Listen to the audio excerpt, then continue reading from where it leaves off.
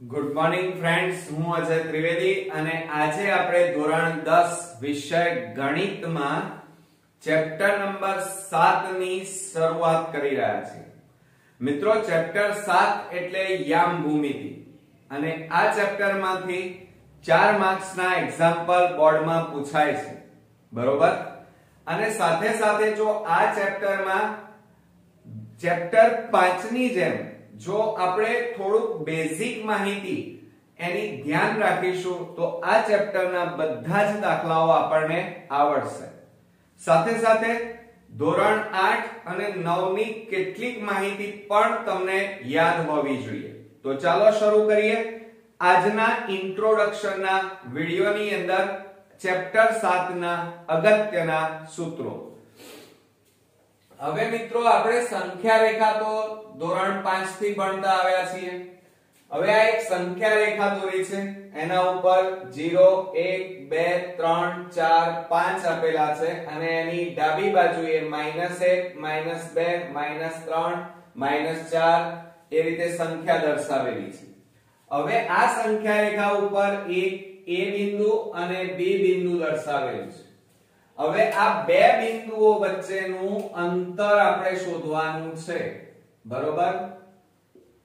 સંખ્યા રેખા પર આપેલા આ બે બિંદુઓ વચ્ચેનું અંતર શોધવું હોય તો આપણે કેવી રીતે શોધી શકીએ કે AB બરાબર A ને સંગત સંખ્યા માઈનસ B ને સંગત સંખ્યા.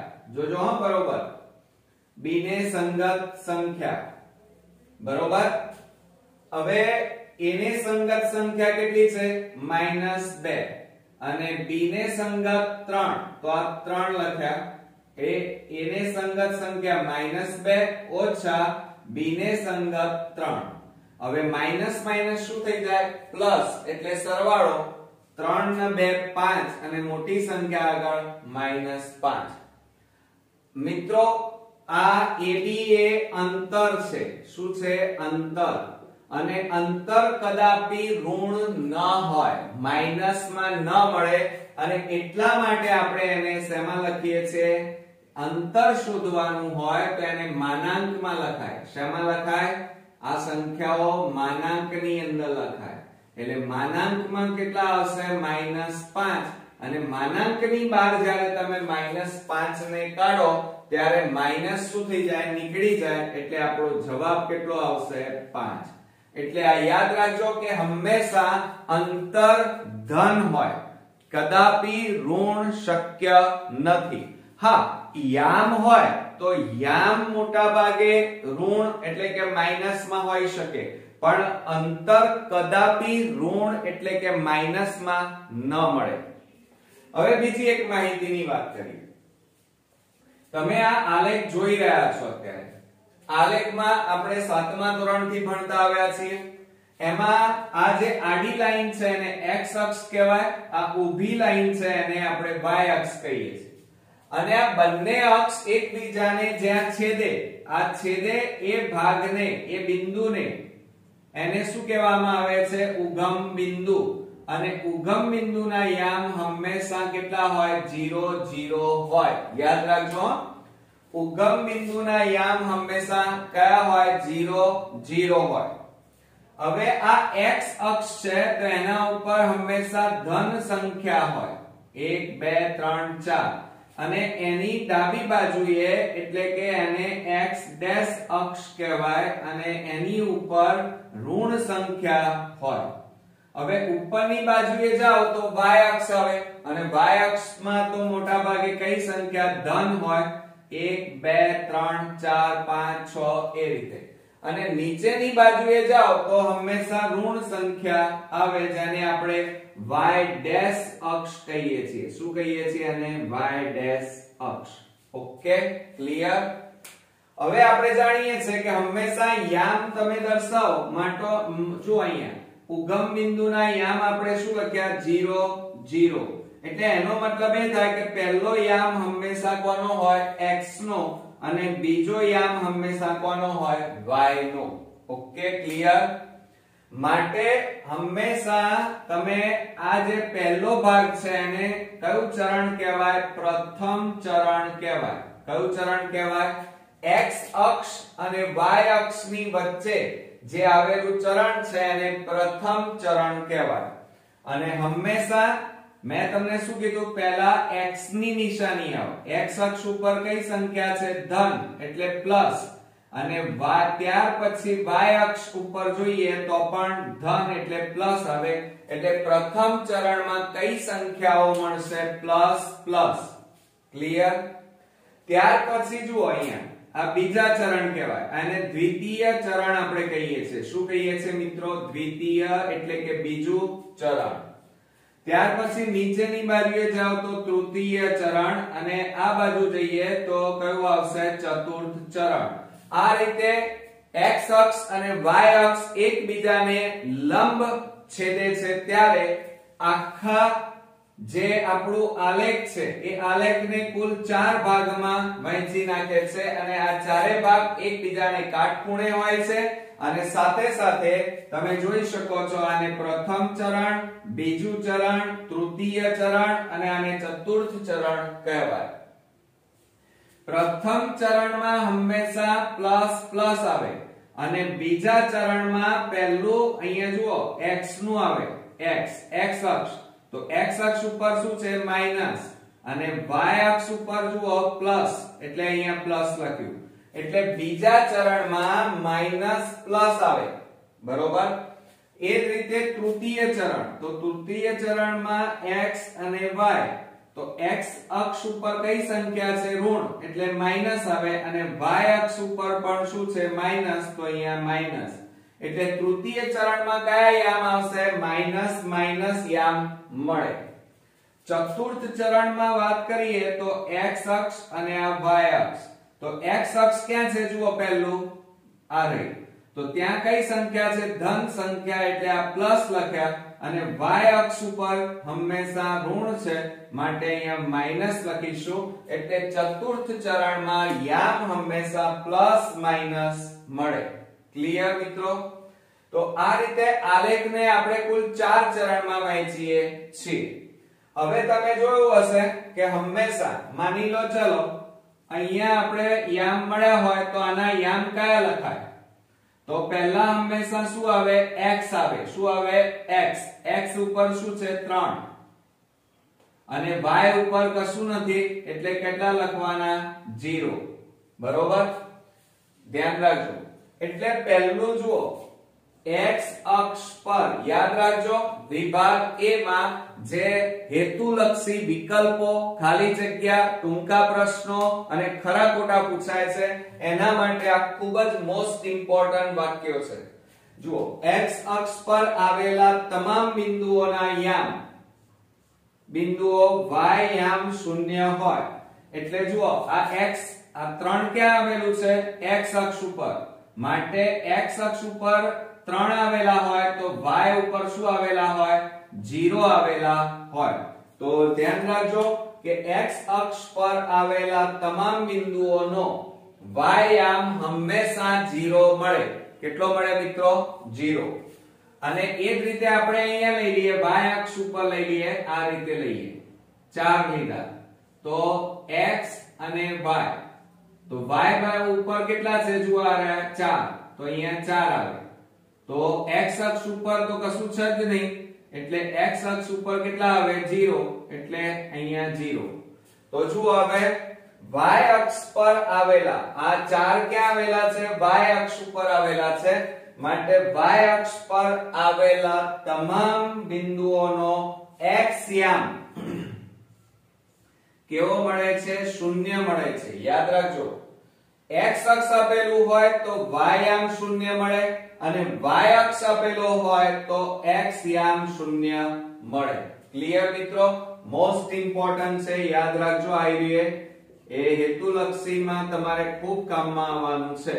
બરોબર? ત્યાર પછી આપણે હવે અંતર સૂત્રની વાત કરવા જવાના છીએ. અંતર, બે બિંદુઓ વચ્ચેનું અંતર. દાખલા તરીકે અહીંયા AB રેખાખંડ આપેલો છે, એમાં A અને B આપેલા છે. A ને આ યામ 4 અને 5 અને B ના યામ 0 અને 2 આપેલા છે તો હંમેશા જ્યારે આ રીતે યામ આપેલા હોય તો આ 4 અને 5 માં આ 4 પહેલું જે હોય એને x1 અને બીજો યામ હોય એને y1 લેવાનું અહીંયા b માં x2 લેવાના અને આને y2 લેવાના ક્લિયર તો ધ્યાન રાખજો કે કોઈ પણ બે બિંદુઓ A અને B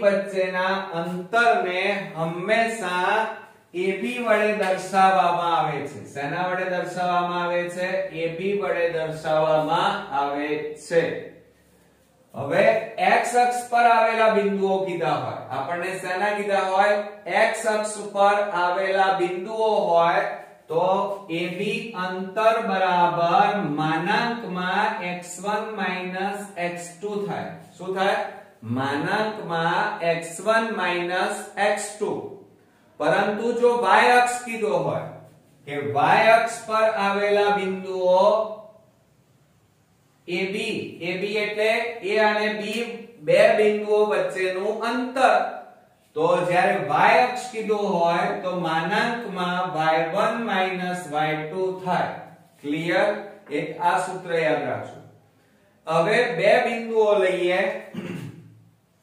કે A બરાબર x1 y1 અને B બરાબર અહીંયા લઈ લઈએ B બરાબર x2 y2 વચ્ચેનું અંતર તો એના સૂત્ર એટલે કે અંતર સૂત્ર AB નું આપણે બે રીતે લખી શકીએ મિત્રો કે AB બરાબર વર્ગમૂળમાં કૌંસમાં x2 x1 કૌંસ બાર વર્ગ વત્તા કૌંસમાં y2 y1 કૌંસ બાર વર્ગ ક્લિયર ફરીથી જોઈ લો આ રીતે પણ લખી શકાય કે AB બરાબર વર્ગમૂળમાં x2 x1 કૌંસ બાર વર્ગ પ્લસ y2 y1 કૌંસ બાર વર્ગ અથવા એ રીતે ન લખવું હોય આ વર્ગમૂળ કાઢી નાખો તો આ બાજુ વર્ગ થઈ જાય તો AB² બરાબર કૌંસમાં x2 x1 કૌંસ બાર વર્ગ પ્લસ y2 y1 કૌંસ બાર વર્ગ આ અંતરના સૂત્રની મદદથી આપણે AB એટલે કે બે બિંદુઓ વચ્ચેનું અંતર શોધી શકીએ ચાલો આપણે જોઈએ અહીંયા આપણે AB² બરાબર આ બે બિંદુઓ વચ્ચેનું અંતર શોધીએ તો AB² બરાબર જો x2 x1 હવે x2 ક્યાં છે શોધી કાઢો 0 ઓછા x2 x1 એટલે 4 કૌંસ બાર વર્ગ વત્તા સૂત્ર શું છે y2 y1 કિંમતો મૂકીએ તો y2 એટલે 2 ઓછા 5 કૌંસ બાર વર્ગ તો બરાબર -4 નો વર્ગ વત્તા 2 માંથી 5 ન જાય 5 માંથી 2 જાય તો -3 નો વર્ગ ચાલો 4 નો વર્ગ કેટલો થાય 16 અને માઈનસ નો વર્ગ એટલે પ્લસ થઈ જાય નીકળી જાય અને પ્લસ -3 નો વર્ગ એટલે 9 થાય 3 ગુણ્યા 3 એટલે 9 અને માઈનસ નો વર્ગ એટલે પ્લસ થઈ જાય એટલે અહીંયા 9 આવશે એટલે AB² બરાબર 16 9 એટલે કેટલા થાય 25 થાય કેટલા થશે 25 હવે 25 ની જગ્યાએ શું લખી શકાય તો AB² બરાબર 5 નો વર્ગ લખાય બરોબર 5 નો વર્ગ એટલે 25 હવે જુઓ બંને બાજુ વર્ગ વર્ગ ઉડી ગયા તો માટે AB બરાબર આપણી પાસે અંતર કેટલું આવ્યું 5 બરોબર હવે અહીંયા જુઓ AB બરાબર 5 આવ્યા એટલે કે ધન સંખ્યા આવી એટલે યાદ રાખવાનું કે હંમેશા બે બિંદુઓ વચ્ચેનું અંતર હંમેશા પ્લસમાં હોય માઈનસમાં કદાપી જવાબ આવે નહીં ઓકે હા માઈનસ ક્યારે આવે જ્યારે બિંદુના યામ શોધતા હોઈએ ત્યારે માઈનસ આવી શકે ચાલો હવે આપણે આગળ વધીએ અને એ છે સમરેખ બિંદુઓ સમરેખ અને બિંદુઓ, સમ એટલે સરખા અને રેખ એટલે એક જ રેખા પર, દાખલા તરીકે આપણે અહીંયા દોરી દઈએ, આ એક રેખા છે અને એક રેખા ઉપર આ રીતે A B C D E F આ રીતે બધા બિંદુઓ એક જ રેખા ઉપર આવેલા હોય તો આ તમામ બિંદુઓ સમરેખ બિંદુઓ કહેવાય. તો એની વ્યાખ્યા જોઈએ કે આપેલા તમામ બિંદુઓમાંથી એક સામાન્ય રેખા પસાર થાય તો આપેલા તમામ બિંદુઓ સમરેખ બિંદુઓ કહેવાય. ક્લિયર? ફરીથી જુઓ કે આપેલા તમામ બિંદુઓમાંથી એક સામાન્ય રેખા, આપેલા તમામ બિંદુઓ એટલે જુઓ આ એક બિંદુ, આ બે બિંદુ, આ 3 4 અને એ ચારે ચાર બિંદુમાંથી આ રીતે સીધી રેખા પસાર થાય, બરોબર, તો આને સમરેખ બિંદુઓ કહેવાય.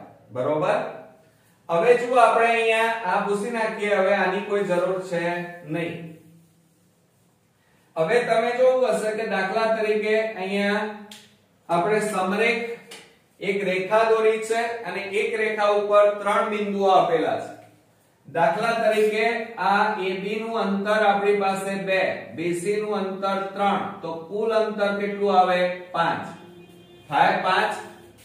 તો ધ્યાન રાખજો, જ્યારે આ AB વત્તા BC કરીએ, ધ્યાન રાખો અહીંયા શું લખ્યું છે એ જ રીતે AB વત્તા BC એટલે 2 વત્તા 3, આ 2 આપેલું છે, આ 3 છે, આ બેનો સરવાળો કરો અને કુલ માપ જેટલો થાય એટલે કે આ 5 છે. બરોબર. તો જુઓ આ 2 આપેલા છે, આ 3 છે, તો 2 ને 3 5 આવી ગયા 5 એટલે AB વત્તા BC, AB વત્તા BC બરાબર કુલ માપ થતું હોય. એ જ રીતે એવું નહીં કે B બિંદુ વચ્ચે હોય, A B C ક્રમમાં હોય, એવું ના હોઈ શકે. તો આ સમરેખ બિંદુઓ કહેવાય. હવે એની જગ્યાએ આપણને આ રીતે આપેલું હોય, ચાલો C બિંદુ વચ્ચે આપેલું હોય, ચાલો આ રીતે આપેલું છે અને AC બરાબર 2, BC બરાબર 3, તો કુલ માપ કેટલું થાય? 5 જેટલું થાય. તો એનો મતલબ એ થાય આના ઉપરથી કે બે ટુકડા AC, આ AC વત્તા BC બરાબર આ બંનેનો સરવાળો કુલ માપ જેટલો થાય એટલે કે AB જેટલો થાય. જુઓ આ બેનો સરવાળો કરો, ચલો કિંમત મૂકો, 2 વત્તા 3 અને AB બરાબર કેટલા છે? 5. આ બેનો સરવાળો કેટલો થાય? 5. આ બાજુ પણ 5, બંને કેવા આવ્યા? સરખા. તો એનો મતલબ એ થયો કે આ ACB એ પણ કેવા છે? સમરેખ બિંદુઓ છે. હવે આપણે A બિંદુને વચ્ચે લઈ લઈએ, ચાલો જોજો હા, બરોબર. આ A, અહીંયા B લઈએ, આ A અને આ C, બરોબર, ધ્યાન આપજો. આ AB બરાબર 2, AC બરાબર 2 અને આ કુલ માપ આપણને આપેલું છે 5. કેટલું આપ્યું છે? 5. તો ટુકડાઓનો સરવાળો એટલે કે AB વત્તા AC, AB વત્તા AC બરાબર કુલ માપ ABC.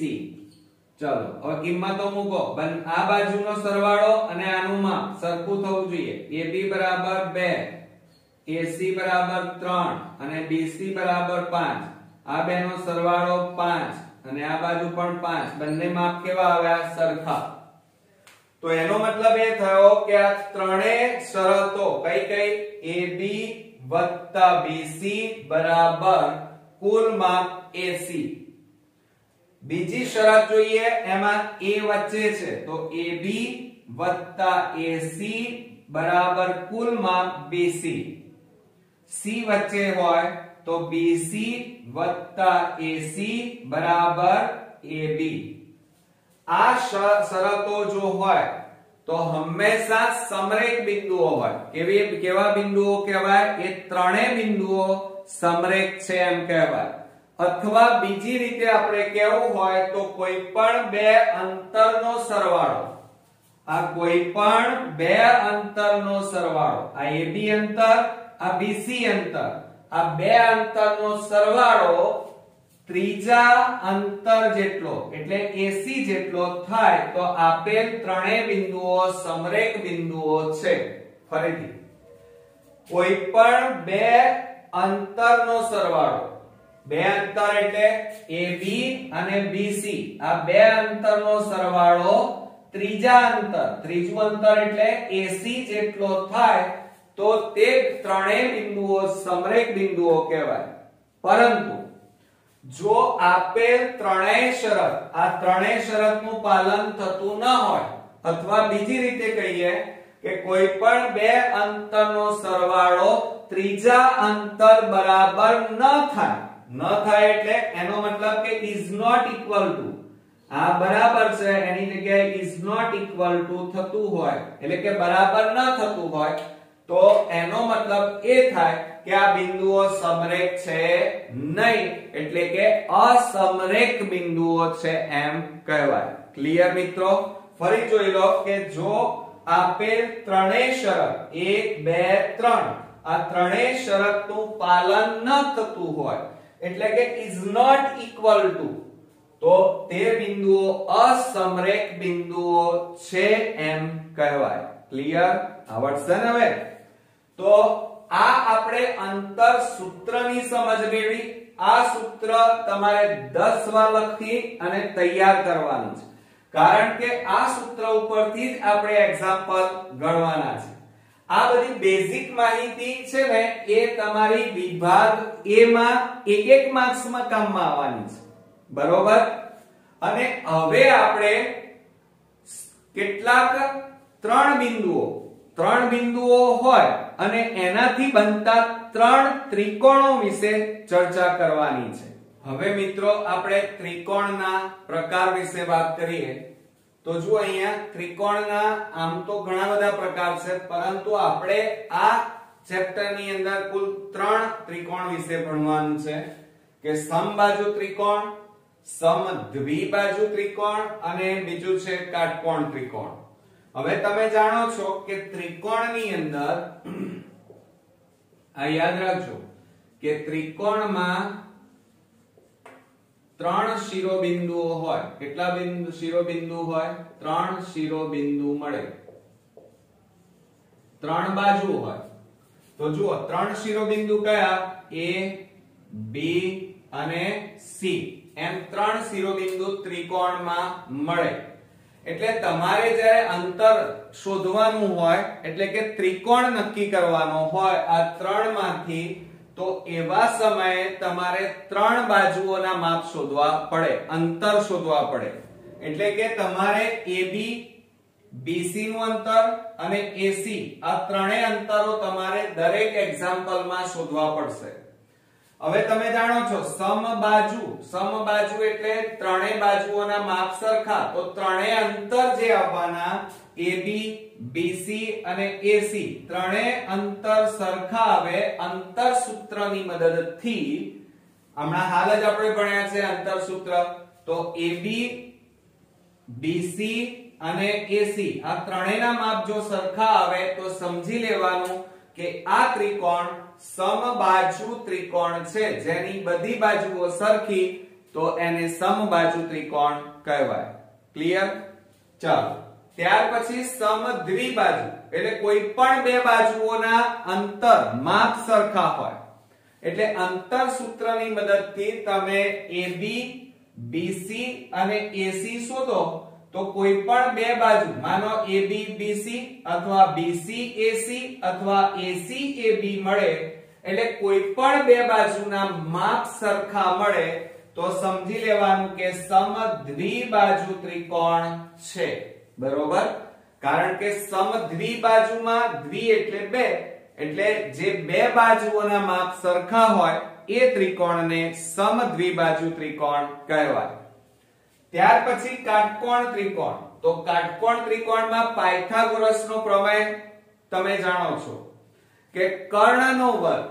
હવે કર્ણ એટલે અહીંયા AC આપેલું છે, તો AC નો વર્ગ બાકીની બે બાજુઓ AB અને BC એમના વર્ગોના સરવાળા જેટલો થાય તો સમજી લેવાનું કે આ ત્રિકોણ કેવો ત્રિકોણ છે? કાટકોણ ત્રિકોણ છે. ક્લિયર? સમજો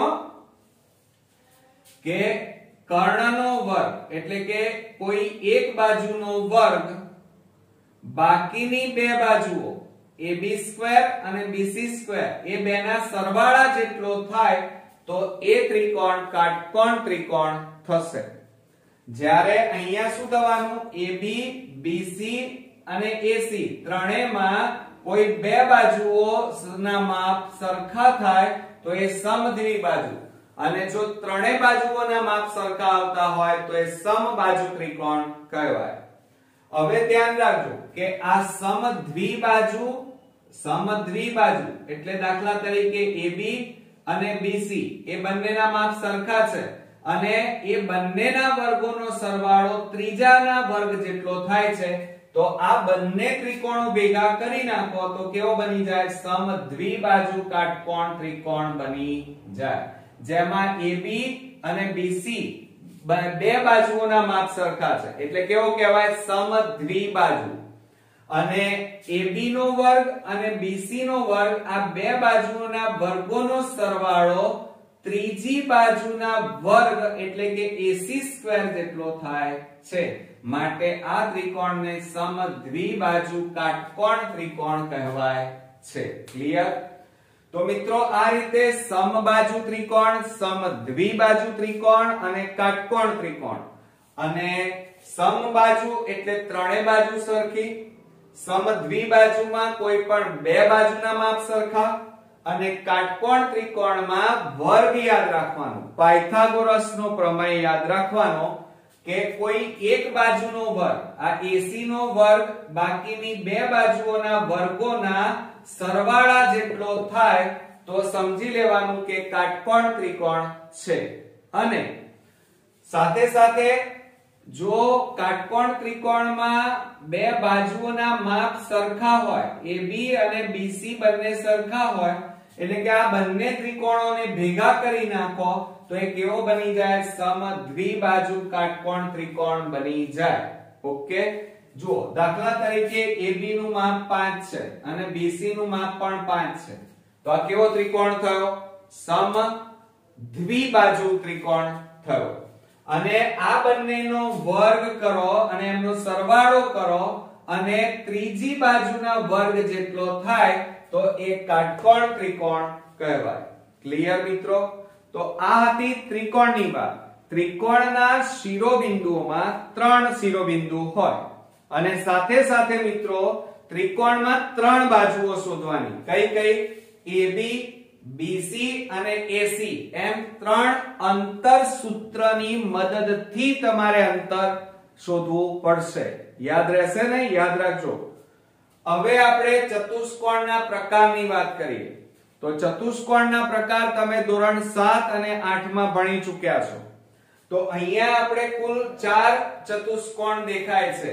એક સમાંતર બાજુ ચતુષ્કોણ, લંબચોરસ, સમબાજુ ચતુષ્કોણ અને છેલ્લો ચોરસ. બરોબર?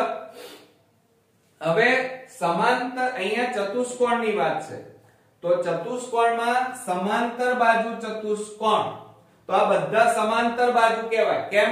કારણ કે સામસામેની બાજુઓ કેવી હોય? સમાંતર હોય, એકબીજાને સમાંતર હોય સામસામેની બાજુઓ, તો એ સમાંતર બાજુ ચતુષ્કોણ કહેવાય. એટલે જુઓ આ AD અને BC આ બંને બાજુઓ સમાંતર, આ બંને બાજુ બધામાં જુઓ ચારેયમાં સામસામેની બાજુ, આ સામસામેની બાજુઓ એકબીજાને સમાંતર છે માટે સમાંતર બાજુ ચતુષ્કોણ કહેવાય. હવે આ સમાંતર બાજુ ચતુષ્કોણ છે તો એમાં સામસામેની બાજુના માપ કેવા થાય? સરખા. એટલે કે AD 5 આવે તો BC પણ 5 આવે તો સમજી લેવાનું કે સમાંતર બાજુ ચતુષ્કોણ છે. અને ચતુષ્કોણમાં કુલ કેટલી બાજુઓ હોય? તો જુઓ AB 4 બાજુ, BC, CD અને AD એમ 4 બાજુઓ તમારે ચતુષ્કોણમાં શોધવી પડે અંતર સૂત્રની મદદથી. એટલે જ્યારે તમારે અંતર સૂત્રની મદદથી ચતુષ્કોણ નક્કી કરવાનો હોય દાખલાઓમાં, ત્યારે હંમેશા ચતુષ્કોણમાં 4 બાજુઓના માપ શોધવા પડે અને ત્રિકોણમાં 3 બાજુઓના માપ શોધવા પડે. તો હવે બીજી વાત, આ સમાંતર બાજુ ચતુષ્કોણને તમે સહેજ આમ કરી નાખો તો એ શું બની જશે? લંબચોરસ બની જાય મિત્રો. શું બની જાય? લંબચોરસ. અને લંબચોરસમાં સામસામેની બાજુના માપ કેવા હોય? સરખા, માટે એ લંબચોરસ કહેવાય. ક્લિયર? હવે ત્યાર પછી સમબાજુ ચતુષ્કોણ. સમબાજુ કોને કહેવાય? કે જેમાં બધી બાજુઓના માપ સરખા હોય, ચારે ચાર બાજુના માપ સરખા હોય, તો એને સમબાજુ ચતુષ્કોણ કહેવાય. ઓકે? અને આ ચતુષ્કોણને સહેજ આમ કરી નાખો તો એ શું બની જશે મિત્રો? ચોરસ બની જાય. એટલે તમારે આ યાદ રાખવાના, આ બે અને આ બે યાદ રાખવાના. આને આમ કરી નાખો, સહેજ આમ કરીને આમ કરો એટલે શું બની જાય? સમાંતર બાજુ શું બની જાય? લંબચોરસ. અને સમબાજુને આમ કરી નાખો તો એ શું બની જાય? ચોરસ. ક્લિયર? હવે બીજી વાત, આ જે ચતુષ્કોણ છે, જુઓ આ ચતુષ્કોણ છે સમાંતર બાજુ, એમાં આ AC વિકર્ણ અને આ BD વિકર્ણ કહેવાય. તો આ વિકર્ણોના માપ સરખા, AC અને BD એના માપ સરખા ન હોય મિત્રો, બંને સમાન ન હોય. તો સમાન ન હોય તો એને સમાંતર બાજુ ચતુષ્કોણ કહેવાય. પરંતુ જો વિકર્ણોના માપ સરખા હોય, જોજો વિકર્ણોના માપ કેવા હોય? બંનેના સરખા. એટલે કે A, B, C અને આ D માં AC વિકર્ણ અને BD વિકર્ણ એ વિકર્ણોના માપ સરખા હોય અને સામસામેની બાજુના માપ સરખા થાય તો એ લંબચોરસ કહેવાય. અને લંબચોરસમાં ચારે ખૂણા કાટખૂણા હોય. ક્લિયર? આ નિયમો યાદ રાખજો, કારણ કે એક્ઝામ જે આપણે એક્ઝામ્પલ ગણવાના છીએ એમાં આ બધા નિયમો આધારિત આપણે દાખલા ગણવા પડશે. હવે સમબાજુ ચતુષ્કોણ. તો સમબાજુ ચતુષ્કોણમાં વિકર્ણો સમાન નથી હોતા. આ P, Q, R, S. તો PR અને QS આ બંનેના માપ સરખા થતા નથી મિત્રો. એટલે કે વિકર્ણો સરખા ન હોય પણ બધી બાજુઓ સરખી હોય તો એ સમબાજુ ચતુષ્કોણ કહેવાય.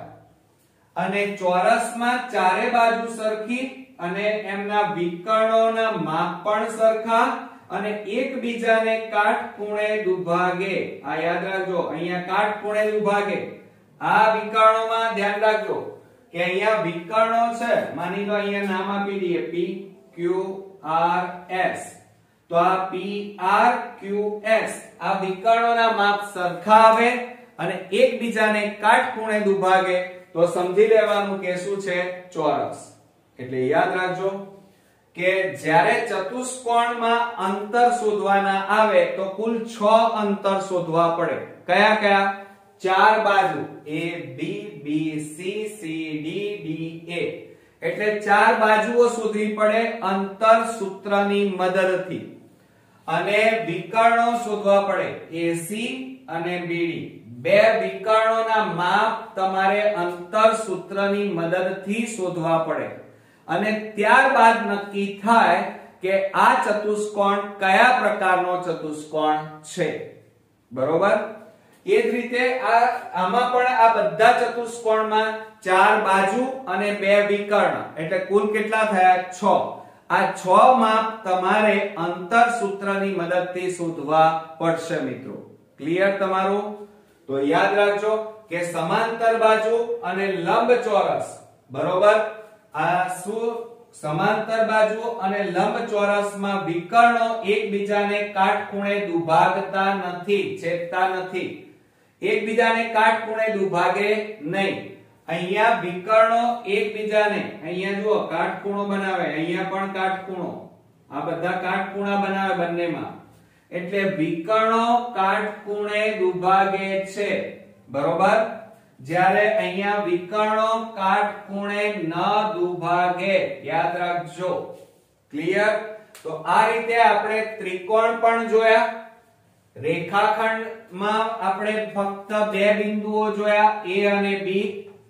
આ રીતે A B બે બિંદુઓ વચ્ચેનું અંતર, ત્રણ બિંદુઓ વચ્ચેનું અંતર પણ આવશે, AB BC અને AC.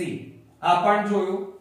સાથે સાથે ત્રિકોણના ત્રણ પ્રકાર પાડ્યા: સમબાજુ ત્રિકોણ, સમદ્વિબાજુ અને કાટકોણ.